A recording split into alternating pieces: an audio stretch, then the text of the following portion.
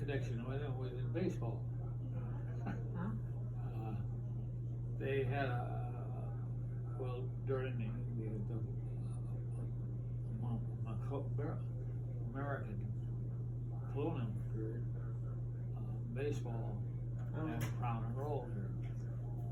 Well, after the war, in the first place, baseball is a lot more contemplated and expensive.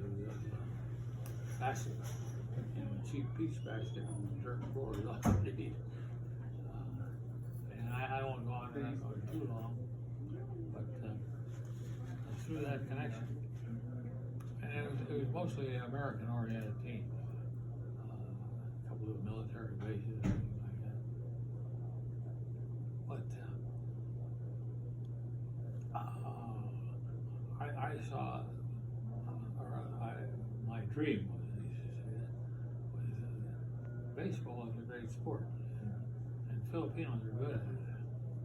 Kind of like people here in the western Mediterranean here. So anyway, make a long story short, I connected with a Filipino guy, and he had the same dream that I did. Yeah, you know, we could expand this league, and it doesn't have to be American. And so we eventually ended up with 12 teams. Manila Bay Baseball Association. And we were going to have a grand opening, a new expanded league. And of course, Marcos got a wind of that. And back in the days when I were there is when the young people in the Philippines had a wary eye on the Americans. You know, you put Filipinos in for ownership position. Yeah, you want to put them in charge whenever possible?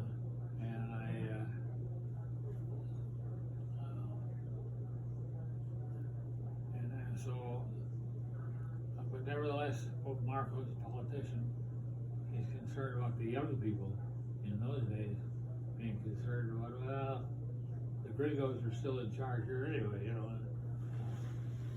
What do you got? You got Esso, Full Oil, Union Carbide.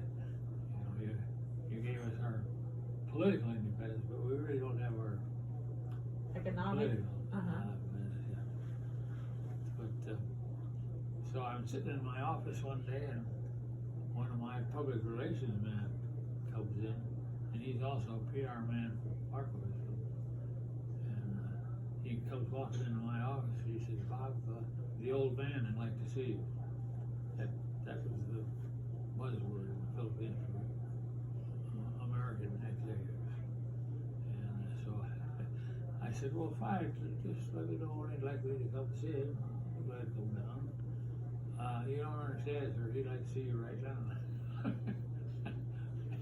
On the way down, I told him, because some Americans would get in trouble down there. Am I going to get thrown out of the country? Oh, no.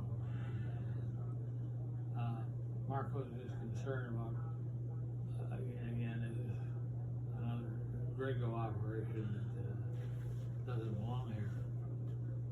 So I went down there and talked to him. We had a good time. And at the end of the conversation, he said, "Well, are you forming this now?" So I said, "Yeah, matter of fact, we're going to have our grand opening soon here." He said, "Oh, where are you going to do that?" And I said, "Well, we're still talking about that." He said, "Well, how about the National Stadium?" That's like offering a Yankee Stadium. And we went through a couple other questions on it. And he said, "Would you mind if I attended your ball game?" I said, "Of course, I'll have all the trappings of the presidency, party guards, and all this." I said, "Well, sure, we'd be honored to have you there." And we got all through with it. he invites my wife and I.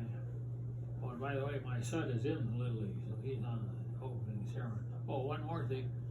He said, well, what are you doing for music? And he said, well, we haven't really settled on that yet. And by the way, Philippines, Philip music. He said,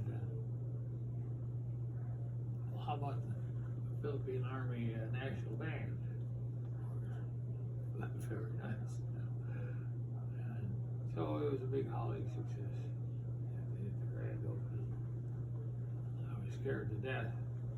I was too fond of my wife sitting there in that stadium next to a moral politician.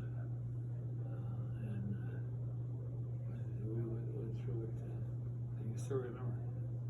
There's 2 rows of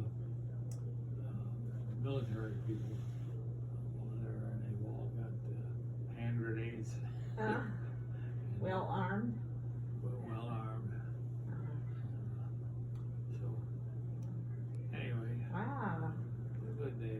That's an interesting story, Bob.